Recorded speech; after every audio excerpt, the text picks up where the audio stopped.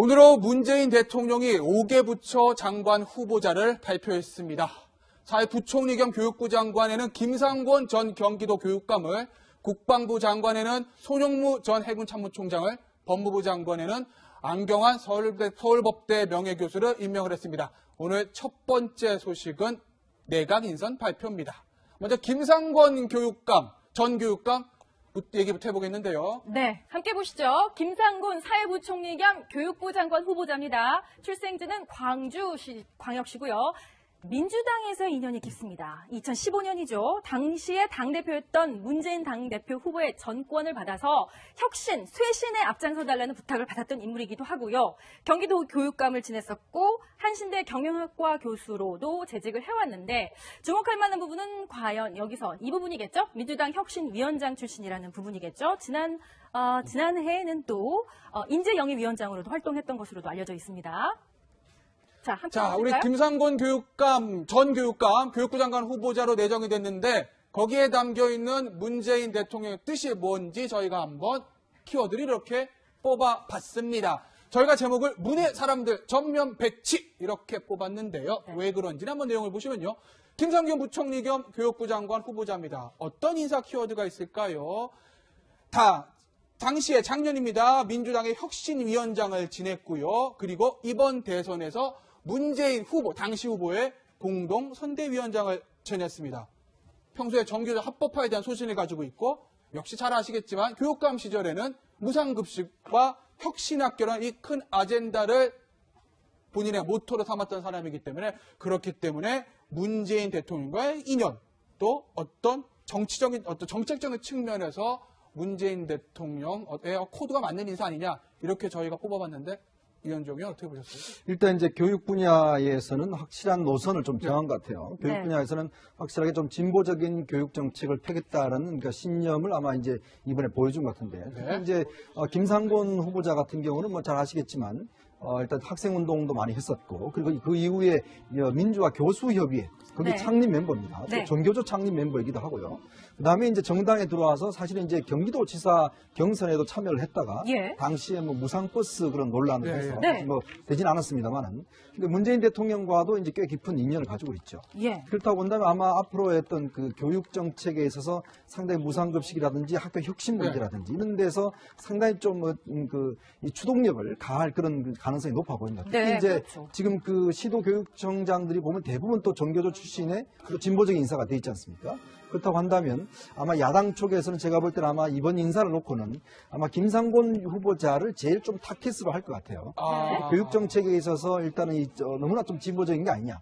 이런 데 좀 브레이크를 걸 가능성이 있고 특히 또 이제 그동안 인사검증 과정에서 이분이 이제 교수님이시기 때문에 교수님이시죠. 이 논문 표절과 관련된 여러 가지 이야기가 좀 나왔었어요. 논문 표절이요? 그래서 아마 이 부분 관해서 청와대에서 검증을 꽤 오래 했던 것 같은데 이 부분 관해서 과연 검증의 고비를 넘을 수 있을지 그것도 상당히 좀 관심 가는 대목입니다. 네, 제가 이 부분을 사실 좀 주목을 시청자분들에게 좀 말씀드리고 싶은 게 그러니까 앞서 말씀드렸듯이 2015년입니다. 새정치민주연합의 혁신기구위원장을 당시 당대표였던 문재인 당시 당대표가 맡겼어요. 당시 이렇게 얘기를 했습니다. 본인은 혁신위원장들에게 독배일 수도 있지만 당원과 국민이 함께 해준다면 혁신 이룰 수 있다. 문 대표가 모든 것을 내려놓겠다며 전권을 위임했다.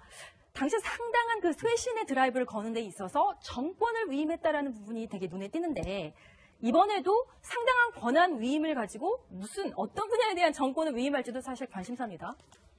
예, 역시 뭐 말씀하신 것처럼 지금 이제 2015년 굉장히 민주당이 좋지 않은 시간이었죠, 사실. 계속 이제 그 재보궐선거 패배를 하고 이러면서 문재인 대표는 어려운 위치에 있었고 지방선거에서 좋은 성적을 내지 못했었고요. 그런 상황에서 이제 혁신위원장으로서 이제 김상곤 그 후보자를 영입한 것 자체가 김상곤 후보자가 사실 2010년도 지방선거 때 무상급식으로 민주당이 꿀꿀 비키지 않습니까? 그때 무상급식 어떻게 보면 공약을 제일 처음 내놓았던 사람이죠.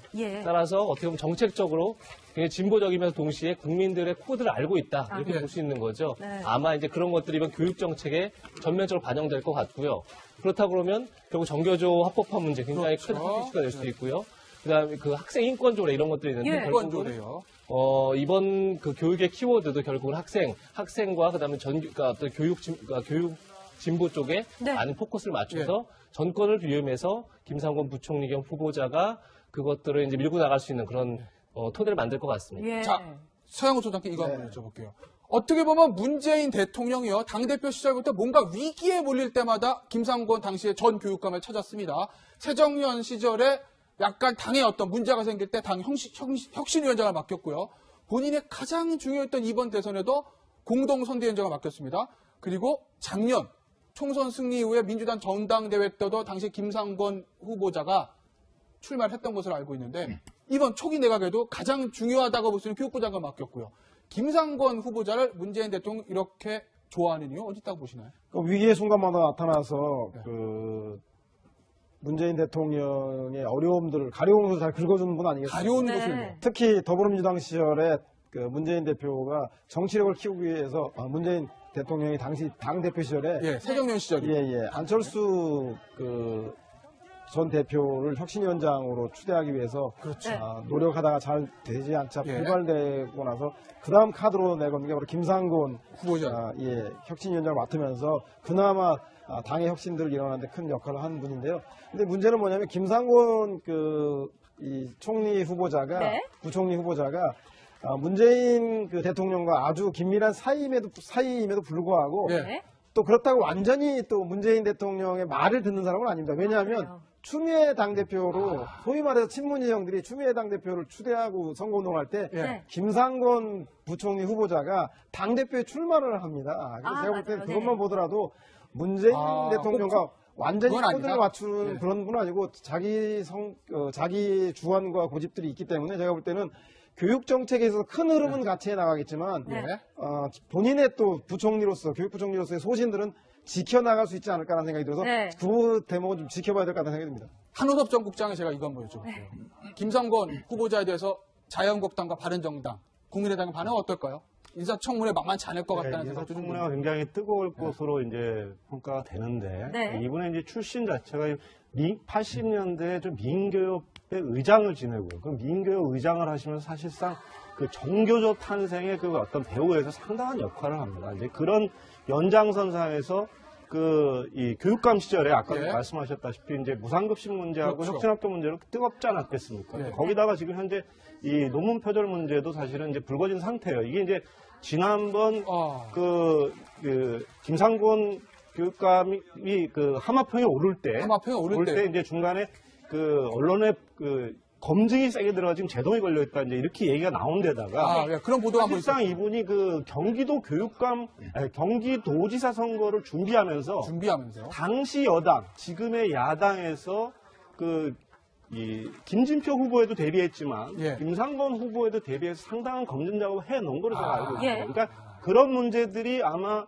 이 청문회가 예. 열리는 순간 본격적으로 제기되고 예. 아마 지난번 있었던 강경화 후보자의 예. 버금가는 네. 상당한 정도의 검증 공세가 이어지지 않을까 이렇게 평가됩니다. 네. 그러니까 아마 학부모들이 제일 관심은 이제 앞으로 학교 입시제도가 어떻게 바뀌느냐 이 문제일 겁니다. 저는 개인적으로 제일 관심 있습니다. 이 부분이. 그렇죠. 지금 이제 문재인 대통령의 공약이 그다음 외고와 국제고 자사고를 폐지하겠다는 네. 거거든요. 지금 현재 국가교육위원회가 일단 발족되게 돼 있습니다. 네. 그렇다고 한다면 아마 이런 좀 어떤 면에서 보면 기존의 수월성 교육에서 좀 수월성 교육. 평준적 교육 이런 것으로 좀 방향을 바꿀 수 있는 가능성이 좀 크다고 봅니다. 네. 그럴 경우에는 이런 교육 노선을 가지고 제가 볼 때는 보수 어떤 측과 상당한 어떤 예. 접점, 어떤 논란을 일으킬 가능성이 커요. 예. 그렇다고 한다면 우리나라 교육 자체가 보면 그동안 항상 수월성 교육 중심으로 많이 이제 개편돼 왔었거든요. 예. 근데 이런 것들도 정책을 완전히 어떤 면에서 보면 좀 평준화 교육 쪽으로 옮긴다고 한다면 현재 외고나 자사고 이런 것들 다 없애긴다 한다면 교육 시장 자체에 큰 변화가 생길 수가 있기 때문에 예. 앞으로 그런 문제가 인사청문회에서 큰 정책적으로 본다면 핵심 쟁점이 될 수 있을 것 같습니다. 네, 핵심 쟁점으로 끌어오를 인사청문회 저희도 예의주시하면서 전해드리겠는데요. 다음 한번 보시겠습니다. 오늘의 또 다른 주인공이죠. 안경환 법무부 장관 후보자입니다. 경남 밀양 출신이고요. 서울대 법대 교수 그리고 국가인권위원장을 역임을 했습니다. 화려한 이력인데 이것만 있는 게 아니죠. 과거와의 인연도 주목할 만합니다. 함께 보실까요? 자, 문외 사람들 전면 배치라고 저희가 뽑은 이유가 바로 안경환 후보자와의 인연도 있기 때문입니다. 참여정부 시절에 국가인권위원장을 역임했었고요. 참여연대 사법감시센터 소장, 그리고 노무현 탄핵 시 조언을 했던, 굉장히 어떻게 보면 당시에 많은 법학자들이 외면했던 그 당시에 본인이 바로 뒤에서, 너의 뒤에서 조언을 했던 그런 인연, 깊은 인연도 가지고 있습니다. 비법조인주도 검찰개혁, 그리고 인권 강화에도 앞장서온 인물이기 때문에 사실 이런 인연들을 가지고 있는 인사, 시청자들 입장에서는 정말 무는 사람들이 배치된 거 맞구나 할 것 같아요. 특히 비법조인이고 비법조인이요. 비검찰 출신 인사 아니겠습니까? 예. 아마 이 시간 검찰이 가장 많이 떨고 있을 것 같았는데요. 강력한 검찰 개혁의 의지를 보인 거라고 생각이 듭니다. 그동안 검찰 개혁의 핵심적 내용이 제도 개선과 법적인 개선이기 때문에 네. 고위공직자 비리 수사처라든가 수사권 독립을 위해서 아마도 국회의원 출신의 법사위원 출신의 의원 겸한 법무부 장관이 나오지 않겠냐 생각했는데 그 정치는 그래서 얘기했었죠. 정치인 장관 입각이 아니라 실제로 검찰 개혁의 뚜렷한 소신을 가지고 내용을 가지고 있는 그 안경환 후보자를 내정함에 따라서 정치보다는 실제 검찰 개혁 내용에 충실하겠다라고 하는 그 문재인 대통령의 의중을 나타낸 것 같거든요. 예. 아마 2004년도부터 노무현 대통령 탄핵 시절부터 문재인 대통령이 대리인으로서 대리인. 깊이 있게 자문을 구할 시절부터 네. 인연이 있었기 때문에 예. 대통령의 검찰 개혁에 대한 의지에 대해서 의중에 대해서 누구보다 잘 아는 예. 그런 인사. 그래서 문의 사람이자 검찰에서 가장 검찰 개혁에 대해서 칼날을 깊이 들이댈 수 있는 사람으로 검찰이 가장 좀 싫어할 만한 사람이라는 생각이 듭니다. 네. 자, 방금 전에 말씀하신 그 노무현 전 대통령 탄핵 때 얘기입니다. 안경환 장관 후보자 회고록에 있는 내용을 저희가 발췌해서 뽑아봤는데 이런 내용이 있습니다. 문재인 수석을 탄핵당, 노무현 전 대통령 탄핵당에서 처음 봤다. 강금실 법무장관도 함께였다. 당시 서울법대 학장을 지내고 있던 안경환 당시 학장에게 당시 문재인 수석이 강금실 법무장관과 같이 찾아왔다는 겁니다. 비중 있는 헌법 교수 중에서 대통령 편을 들어주는 사람이 없다며 나의 조언을 구해왔다라는 얘기를 했고요. 자, 다음 한번 더 보실래요? 처음에는 본인이 거절했다는 거예요. 그런데 다른 교수들이 모두 거절했다는 소식을 듣고 나서 도움이 되면 내 이름을 써도 좋고 필요하면 직접 헌재에 나가겠다 이런 얘기를 하면서 어떻게 보면 문재인 당시 수석이 가장 힘들 때 옆에 서줬던 사람입니다. 그리고 그 이후에 노무현 전 대통령 정부에서 인권위원장을 지내고요. 지금 조국 민정수석과는 서울법대에서 동료 선후배 교수로 같이 근무를 했었고 국가인권위원장과 인권위원으로도 굉장한 인연이 있는데 뭔가 문재인 대통령, 조국 민정수석, 안경환 법무장이 딱 이렇게 삼각 트로이카가 이게 좀 뭔가 참 호흡이 잘 맞을 것 같은 생각은 좀 들어요. 그림이 완벽하게 그려진 것 같지 않습니까? 제가 볼 때도 가장 삼각형. 중요한 키워드는 여기서 조국 민정수석인 것 같습니다. 네. 그리고 조국 민정수석의 어떻게 보면 멘토죠. 멘토. 그런 멘토인 안경환 교수를 법무부 네. 장관 후보자에 앉힌 것 자체가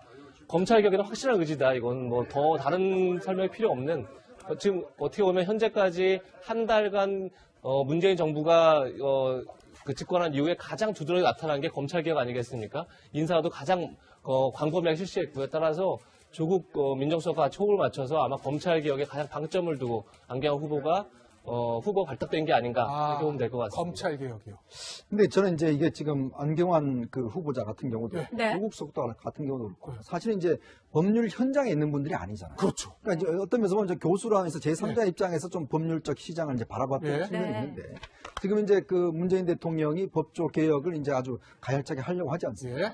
근데 실제로 보면 그 쌍두마차가 보면 다들 이제 법조 현장에 없던 분들이야. 그렇죠. 어떤 관찰자 어떤 면에서 본다면 예. 그런 수준이기 때문에 사실 어떤 그 내부의 어떤 현안과 내부의 어떤 이런 그 동력들을 과연 익숙하게. 찾을 수 있을 것인가? 예. 이런 문제에 대해서 조금의 저는 의문이 듭니다. 왜냐하면 내부를 잘 모르는 사람들. 그렇죠. 법조 개혁이라는 게 사실 어떤 국회와도 협조가 이루어져야 되고 네. 국회 같은 경우는 대부분 법사위원들이 현역 법률가 출신들이 많습니다. 네. 그러면 거기에서 상당한 저항을 일으킬 수 있죠. 저항이요. 그렇다고 한다면 그동안 어떤 면에서 보면 학계에서 벌어져 왔던 법조 시장의 개혁 예. 이런 문제의 어떤 것들을 실제로 법률 현장에 적용할 때 나타날 수 있는 현실적인 어떤 적용의 어려움 예. 이런 것들이 나타나지 않을까라는 그런 우려도 되고 네.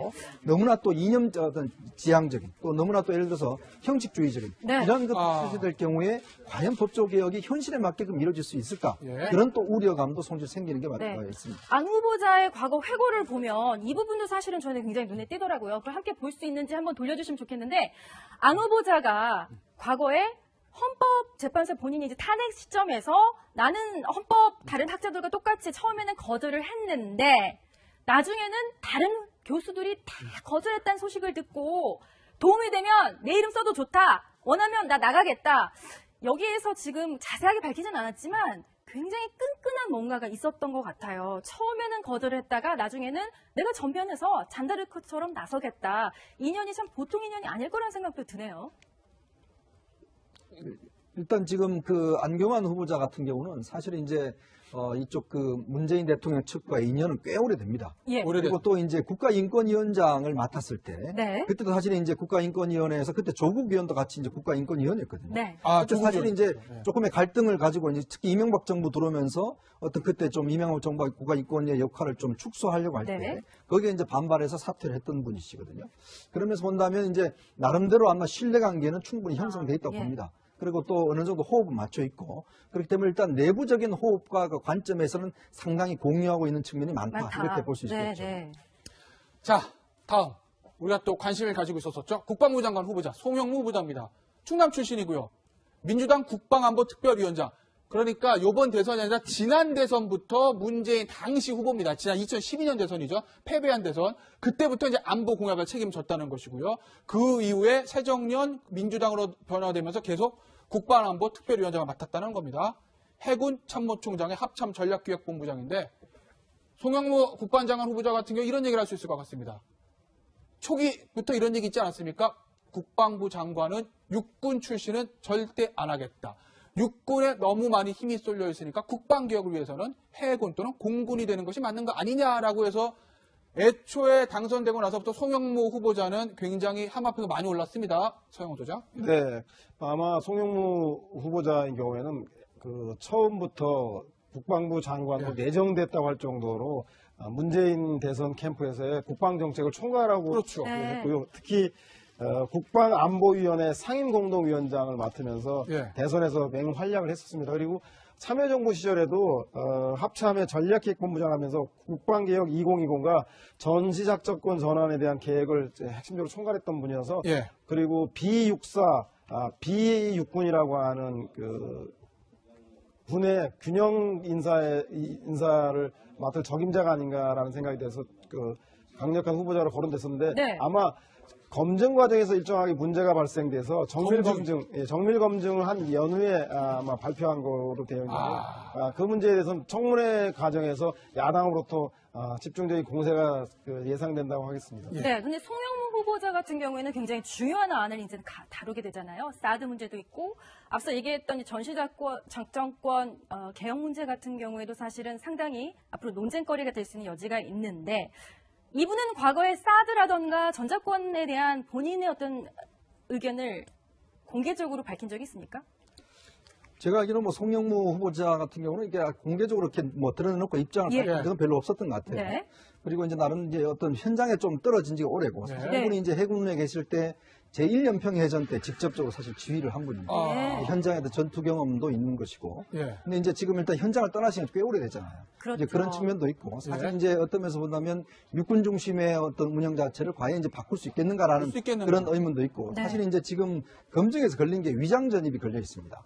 그러니까 특히 이제 군 출신들 같은 경우는 이제 아무래도 지방으로 많이 전전하기 때문에 네. 그 문제 걸리는데 일단 지금 박수현 대변인 이야기로는 예. 위장 전입 같은 경우는 이제 현재 문제가 되기 이전 우리가 왜 공개적으로 2005년도인가요? 그때부터 이제 위장 전입 그걸 했었는데 그 이전의 것이겠다라고 이제 이야기를 하고 있는데 아마 그 문제가 또 이제 그 인사청문회에서 또 핵심 쟁점이 될 가능성이 있습니다. 그렇겠네요. 관심은 역시 인사청문 아니겠습니까? 그래서 거기에 대해서 오늘 박수현 대변인이 인선 발표하고 기자들과 일문일답에서 한 내용 저희가 정리를 해봤습니다. 중요한 것 딱 세 마디입니다.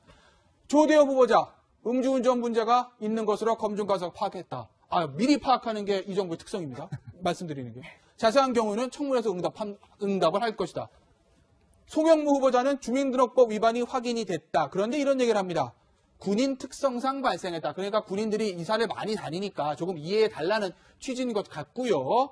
그 다음 기자들이 이렇게 묻습니다.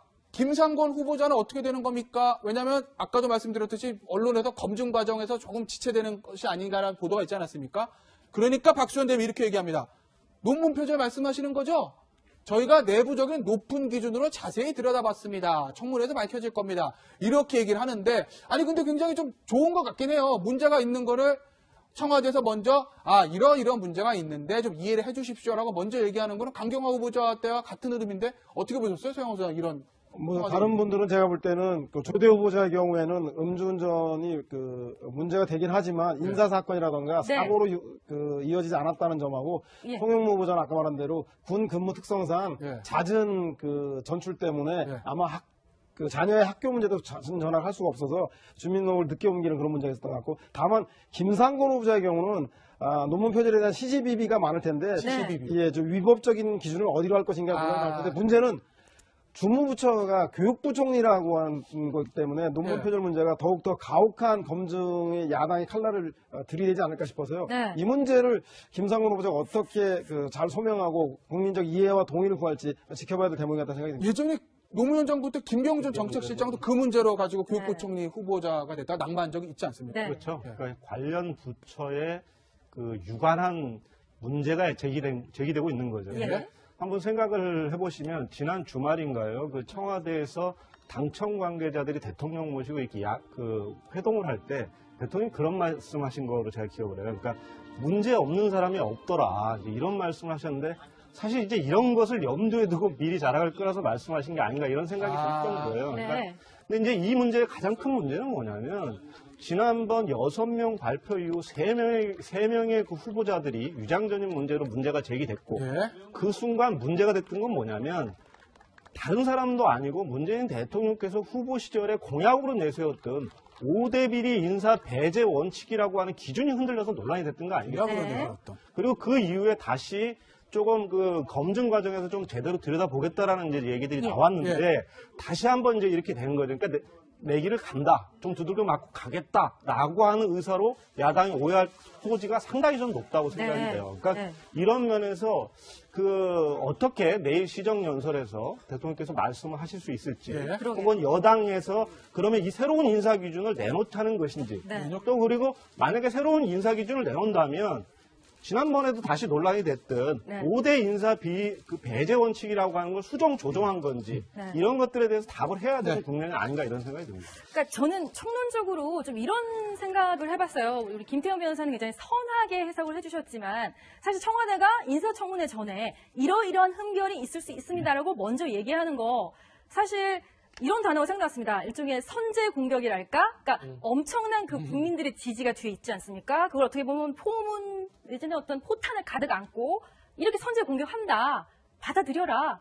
이렇게 얘기하는 거 이것도 일종의 정치이겠죠? 그렇죠. 공격이라보다는 이실직고겠죠. 이실직고를 해서 논란의 소지를 이제 줄이겠다는 이제 생각일 텐데 지금 방금 전에도 얘기 나왔지만 그러니까 이것들이 그러니까 강경화 후보자 때 문제가 됐던 건 위장전입이 먼저 밝혔습니다. 따라서 네. 문제가 안 될 줄 알았는데 사실 그렇지 않았죠. 왜냐하면 기본적으로 이제 친척집이라고 했다가 그것이 아닌 것으로 드러났고 그러니까 거짓말 논란이 더 커졌죠. 네. 거기다 그 이제 집 자체가 위장전입 어떤 아지트처럼 활용된 게 드러나면서 오히려 지금 강경화 후보가 굉장히 위기에 몰렸기 때문에 네. 지금 청와대에서 얘기한 것들이 그러니까 군인 특성상 군인은 아무래도 네. 정출이 전입 자주 잦다 보니까 이제 아이 교육 차원에서 이루어진 것 같다 이렇게 지금 청와대는 해명한 걸로 보이는데 예. 네. 과연 이제 그렇게 한 번 정도가 있어서 문제가 안 되겠지만 그렇지 않은 경우가 또 생겼다 이러면 이제 논란은 두세 배 더 커지는 거죠. 네. 그래서 과연 지금 아직 이제 인사청문 요청서가 오지 않았기 때문에 실체가 뭔지를 아직 알 수 없지만 네. 그 실체가 과연 지금 청와대가 생각한 것처럼 별게 아닌가, 별게 아닌 아닌가. 걸로 정리가 될 수 있을지 굉장히 중요한 포인트인 것 같습니다. 근데 그러네요. 김상곤 후보자 같은 경우는 서울대에서 석박사를 했거든요. 석박사. 이미 근데 이 석박사 학위 논문의 표절 문제는 이미 논란이 된 적이 있어요. 아, 그래요? 그래서 이게 문제가 있다라고 또 이제 제기된 바가 있기 때문에 예. 아마 이제 그 김상곤 후보자 같은 경우는 논문 표절에 관해서는 굉장히 좀 강력한 검증이 좀 있지 않을까라는 생각이 들어요. 왜냐하면 요즘은요. 이 논문 표절 같은 경우는 사실 뭐 시스템이 있어서 거기에 돌려보면 대충 몇 %다가 논문 표절에 그렇죠. 다 나올 수 나오죠. 있거든요. 네, 네. 그리고 사실 김상곤 후보자는 이미 내정이 오래전에 됐는데 발표가 늦어졌어요. 그러면서 비춰본다 아마 제가 볼 때는 내부에서도 상당히 이 문제를 관련해서 좀 논란을 벌인 것이 아닌가라는 네. 생각이 좀 듭니다. 예. 그렇기 때문에 아마 김상곤 후보자는 이 논문 표절, 특히 이제 이번 후보들 중에서 사실 논문 표절이 핵심인데 그것도 예. 주무부처 아니겠습니까? 주무부처죠. 그렇기 때문에 더 제가 볼 때는 엄격한 기준이 아마 적용될 가능성이 높을 거로 보여집니다. 임명이 잘 순조롭게 될 수 있을지 아니면 예전 김병준 정책실장의 뒤를 밟을지 한번 인사청문회 지켜보도록 하겠습니다. 오늘은 문재인 대통령이 5개 부처 장관 후보자를 발표했습니다. 4회 부총리 겸 교육부 장관에는 김상곤 전 경기도 교육감을, 국방부 장관에는 손용무 전 해군 참모총장을, 법무부 장관에는 안경환 서울법대 명예교수를 임명을 했습니다. 오늘 첫 번째 소식은 내각 인선 발표입니다. 먼저 김상권 교육감, 전 교육감 얘기부터 해보겠는데요. 네, 함께 보시죠. 김상곤 사회부총리 겸 교육부 장관 후보자입니다. 출생지는 광역시고요. 민주당에서 인연이 깊습니다. 2015년이죠. 당시에 당대표였던 문재인 당대표 후보의 전권을 받아서 혁신, 쇄신에 앞장서달라는 부탁을 받았던 인물이기도 하고요. 경기도 교육감을 지냈었고 한신대 경영학과 교수로도 재직을 해왔는데 주목할 만한 부분은 과연 여기서 이 부분이겠죠? 민주당 혁신위원장 출신이라는 부분이겠죠. 지난해에는 또 인재영입위원장으로도 활동했던 것으로도 알려져 있습니다. 자, 우리 김상권 교육감, 전 교육감, 교육부 장관 후보자로 내정이 됐는데 거기에 담겨있는 문재인 대통령의 뜻이 뭔지 저희가 한번 키워드를 이렇게 뽑아봤습니다. 저희가 제목을 문의 사람들 전면 배치 이렇게 뽑았는데요. 왜 그런지는 한번 내용을 보시면요.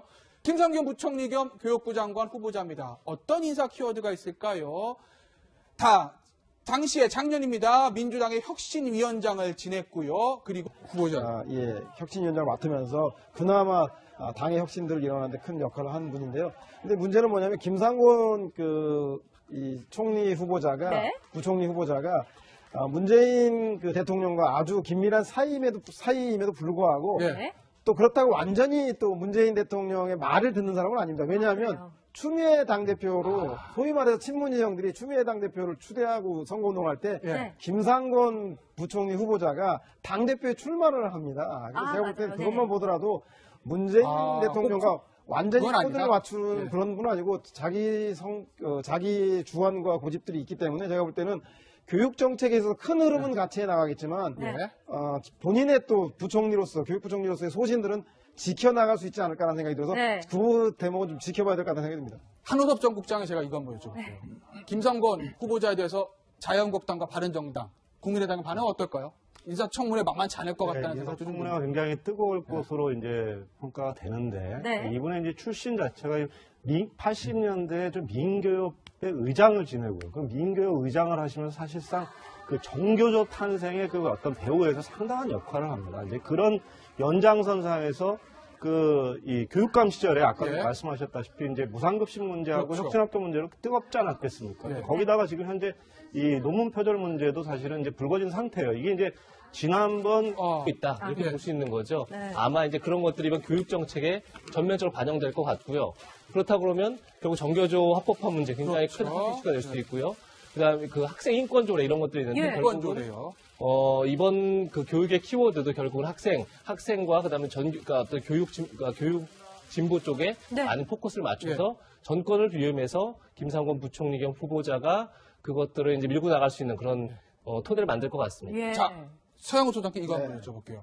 어떻게 보면 문재인 대통령이요. 당대표 시절부터 뭔가 위기에 몰릴 때마다 김상곤 당시의 전 교육감을 찾았습니다. 새정년 시절에 약간 당에 어떤 문제가 생길 때 당 혁신위원장을 맡겼고요.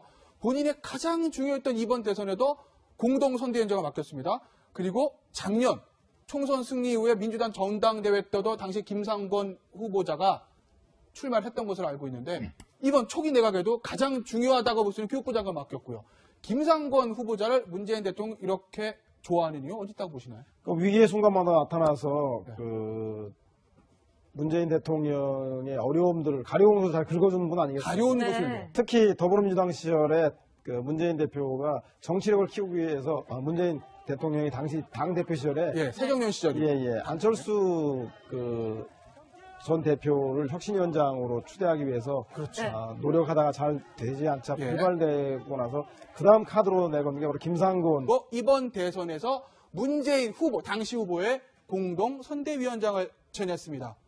평소에 정규조 합법화에 대한 소신을 가지고 있고 역시 잘 아시겠지만 교육감 시절에는 무상급식과 혁신학교라는 이 큰 아젠다를 본인의 모토로 삼았던 사람이기 때문에 그렇기 때문에 문재인 대통령과의 인연 또 어떤 정책적인 측면에서 문재인 대통령의 코드가 맞는 인사 아니냐 이렇게 저희가 뽑아봤는데 혁신위원장이 어떻게 보셨어요? 일단 이제 교육 분야에서는 확실한 노선을 좀 정한 것 같아요. 교육 네. 분야에서는 확실하게 좀 진보적인 교육 정책을 펴겠다라는 그러니까 신념을 아마 이제 이번에 보여준 것 같은데. 특히 이제 김상곤 후보자 같은 경우는 뭐 잘 아시겠지만 일단 학생운동도 많이 했었고, 그리고 그 이후에 민주화 교수협의회, 거기 네. 창립 멤버입니다. 네. 전교조 창립 멤버이기도 하고요. 그 다음에 이제 정당에 들어와서 사실은 이제 경기도지사 경선에도 참여를 했다가, 예. 당시에 뭐 무상버스 그런 논란을 네, 해서 네. 뭐 되진 않았습니다만은, 근데 문재인 대통령과도 이제 꽤 깊은 인연을 가지고 있죠. 예. 그렇다고 본다면 아마 앞으로 했던 그 교육 정책에 있어서 상당히 무상급식이라든지 학교 혁신 문제라든지 이런 데서 상당히 좀 이 추동력을 가할 그런 가능성이 높아 보입니다. 특히 네, 이제 그렇죠. 지금 그 시도교육청장들이 보면 대부분 또 정교조 출신의 또 진보적인 인사가 돼 있지 않습니까? 그렇다고 한다면 아마 야당 쪽에서는 제가 볼 때는 아마 이번 인사를 놓고는 아마 김상곤 후보자를 제일 좀 타깃으로 할 것 같아요. 교육 정책에 있어서 일단은 너무나 좀 진보적인 게 아니냐. 이런 데 좀 브레이크를 걸 가능성이 있고. 네. 특히 또 이제 그동안 인사검증 과정에서 이분이 이제 교수님이시기 때문에 예, 교수님이시죠. 이 논문 표절과 관련된 여러 가지 이야기가 좀 나왔었어요. 논문 표절이요. 예, 그래서 아마 이 부분 관해서 청와대에서 검증을 꽤 오래 했던 것 같은데 네. 이 부분 관해서 과연 검증의 고비를 넘을 수 있을지 검증의 그것도 상당히 좀 관심 가는 대목입니다. 네, 제가 이 부분을 사실 좀 주목을 시청자분들에게 좀 말씀드리고 싶은 게, 그러니까 앞서 말씀드렸듯이 2015년입니다. 새정치민주연합의 혁신기구위원장을 당시 당대표였던 문재인 당시 당대표가 맡겼어요. 당시 이렇게 얘기를 했습니다. 본인은 혁신위원장 되기 독배일 수도 있지만 당원과 국민이 함께 해준다면 혁신 이룰 수 있다. 문 대표가 모든 것을 내려놓겠다며 전권을 위임했다. 당시 상당한 그 쇄신의 드라이브를 거는 데 있어서 정권을 위임했다라는 부분이 되게 눈에 띄는데, 이번에도 상당한 권한 위임을 가지고 무슨 어떤 분야에 대한 정권을 위임할지도 사실 관심사입니다. 예, 역시 뭐 말씀하신 것처럼 지금 이제 2015년 굉장히 민주당이 좋지 않은 시간이었죠, 사실. 예. 계속 이제 그 재보궐선거 패배를 하고 이러면서 문재인 대표는 어려운 입지에 있었고, 네. 지방선거에서 좋은 성적을 내지 못했었고요. 그런 상황에서 이제 혁신위원장으로서 이제 김상곤 그 후보자를 영입한 것 자체가, 김상곤 후보자가 사실 2010년도 지방선거 때 무상급식으로 민주당이 네. 불꽃을 일으키지 않았습니까? 네. 그때 무상급식 어떻게 보면 공약을 제일 처음 내놨던 사람이죠. 예. 따라서 어떻게 보면 정책적으로 굉장히 진보적이면서 동시에 국민들의 코드를 알고